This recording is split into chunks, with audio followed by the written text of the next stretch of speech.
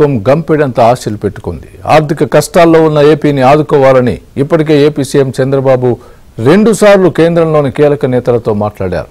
ప్రధాని మోదీ, హోంమంత్రి అమిత్ షాతో పాటు ఆర్థిక మంత్రి నిర్మలా సీతారామన్తో భేటీ అయి ఏపీని ఆర్థికంగా ఆదుకునేందుకు తగిన చర్యలు తీసుకోవాలని విజ్ఞప్తి చేశారు.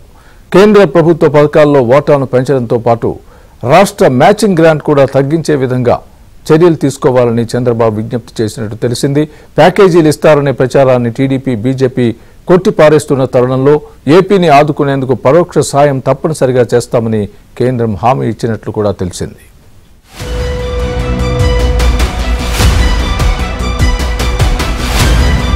కేంద్ర బడ్జెట్ ను ఈ నెల 23న ప్రవేశపెట్టడంతో ఏపీని ఆర్థికంగా ఆదుకోవాలంటూ ముఖ్యమంత్రి చంద్రబాబు పదే పదే విజ్ఞప్తి చేశారు.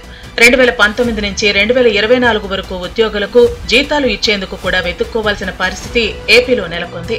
సంక్షేమ పథకాలకు నిధులు నేరుగా లబ్ధిదారుల ఖాతాల్లోకి జమ చేసేందుకు బటన్ నొక్కుతూ అభివృద్ధిని విస్మరించారు. అభివృద్ధి కార్యక్రమాలు పూర్తిగా లేకపోవడంతో ఉత్పాదక వ్యయం కూడా తగ్గిపోయింది. చివరకు ప్రభుత్వం సంక్షేమ పథకాల కోసం అందిన కాడికి అప్పులు తీసుకొచ్చి ఆర్థికంగా పూర్తి క్రమశిక్షణ రాహిత్యానికి పాల్పడింది.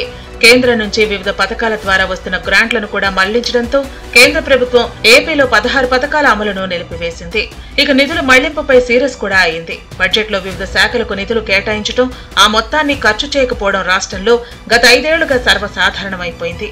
దీంతో పాటు బడ్జెట్ లో ఆయా శాఖలకు కేటాయించిన నిధులన్నింటినీ సంక్షేమ పథకాలకు మళ్లించడంతో పాటు కార్పొరేషన్ల పేరిట విచ్చలవిడిగా అప్పులు చేశారు. చివరకు భవిష్యత్తులో వచ్చే మద్యం ఆదాయాన్ని కూడా తాకట్టు పెట్టి 7 బ్యాంకుల కన్సార్టియం నుంచి రుణాలు తీసుకొచ్చారు. దీనివల్ల మొత్తం ఖజానా నుంచి డబ్బులు సంక్షేమ పథకాలు లేదా తమకు ఇష్టం వచ్చిన వారికి బిల్లులు చెల్లింపునకు మాత్రమే విడుదల చేశారు. కేంద్ర ఆర్థిక శాఖతో పాటు కాగ్, ఇతర సంస్థలు కూడా నిధుల వ్యయాన్ని తప్పుపట్టినప్పటికీ అప్పటి వైసీపీ ప్రభుత్వం ఖాతరు చేయలేదు. చివరకు ఆర్థిక క్రమశిక్షణ లేక పలు సంస్థలు అప్పులు ఇచ్చేందుకు కూడా ముందుకు రాలేదు. ఖాళీ ఖజానాతో పాటు సుమారు 13 లక్షల కోట్ల రూపాయల అప్పులను అప్పజెప్పిన వైసీపీని ప్రజలు ప్రతిపక్ష హోదా కూడా ఇవ్వకుండా పక్కన కూర్చోబెట్టారు.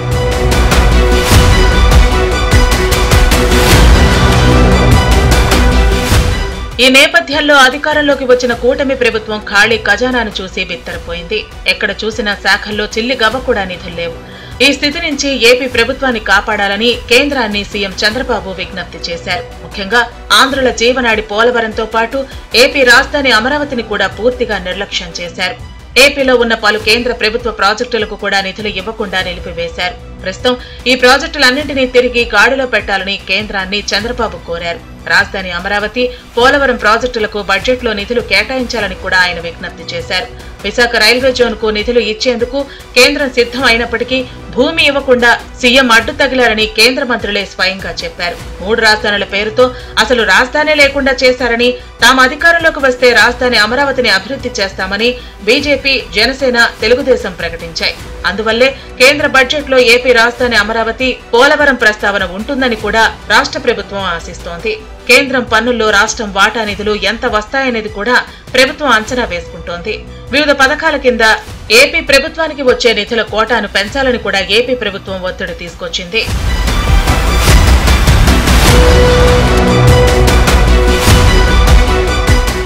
రాష్ట్ర వార్షిక బడ్జెట్ 2023-24 సంవత్సరాలకు 2,28,237 కోట్లుగా ఉంది. 2024-25కి ఈ ఏడాది ఫిబ్రవరిలో అప్పటి వైసీపీ ప్రభుత్వం ఓటాన్ అకౌంట్ బడ్జెట్ ను 2,86,389 కోట్ల రూపాయలకు ఆమోదించింది. ఇందులో క్యాపిటల్ వ్యయం 30,530 కోట్ల రూపాయలు ఉండగా రెవెన్యూ వ్యయం 2,30,110 కోట్ల రూపాయలుగా ఉంది. రెవెన్యూ లోటు 24,758 కోట్ల రూపాయలుగా చూపించారు. మళ్లీ ఓటాన్ అకౌంట్ బడ్జెట్ కే వెళ్లాలని కూటమి ప్రభుత్వం నిర్ణయించింది. ఈ నెల 22వ తేదీ నుంచి ప్రారంభమయ్యే అసెంబ్లీ సమావేశాల మరుసటి రోజు 23న ఓటాన్ అకౌంట్ బడ్జెట్ ను శాసనసభలో ప్రవేశపెట్టనున్నారు. కేంద్రం పన్నుల నుంచి వచ్చే వాటా మొత్తాన్ని పరిగణలోకి తీసుకోవడమే కాకుండా రాజధాని అమరావతి, పోలవరం వంటి ప్రాజెక్టులకు నిధులు కేటాయింపుపై కూడా కేంద్రం నుంచి స్పష్టత వస్తుందని ఏపీ ప్రభుత్వం ఆశిస్తోంది.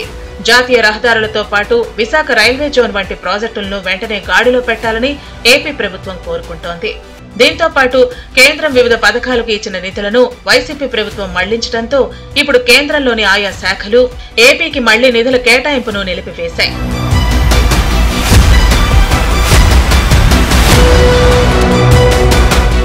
ఈ పరిస్థితుల నుంచి బయటపడేందుకు కేంద్ర పథకాల అమలును వెంటనే ప్రారంభించాలని చంద్రబాబు ప్రధాని, కేంద్ర హోంశాఖ, ఆర్థిక శాఖ మంత్రులను కోరారు. అందుకు సూత్రప్రాయంగా వారు అంగీకరించారని కూడా చెబుతున్నారు. కేంద్ర పథకాలకు ప్రస్తుతం 60% నిధులు కేంద్ర ప్రభుత్వం, 40% నిధులు రాష్ట్రం కేటాయించాల్సి ఉంది. అయితే రాష్ట్ర వాటాను మరింత తగ్గించాలని కూడా చంద్రబాబు కేంద్ర పెద్దలను కోరారు. నిధుల విడుదలలో ఎలాంటి ప్రతిబంధకాలు సృష్టించవద్దని, ఆర్థికంగా విధ్వంసం జరిగిన రాష్ట్రాన్ని గట్టెక్కించాల్సిన బాధ్యత కేంద్రంపై కూడా ఉందని చంద్రబాబు ఎన్డీఏ నేతలకు చెప్పారని తెలిసింది. అందుకనే రాష్ట్రంలో ప్రభుత్వం కేంద్ర బడ్జెట్ కోసం 1000 కళ్లతో ఎదురు చూస్తోంది.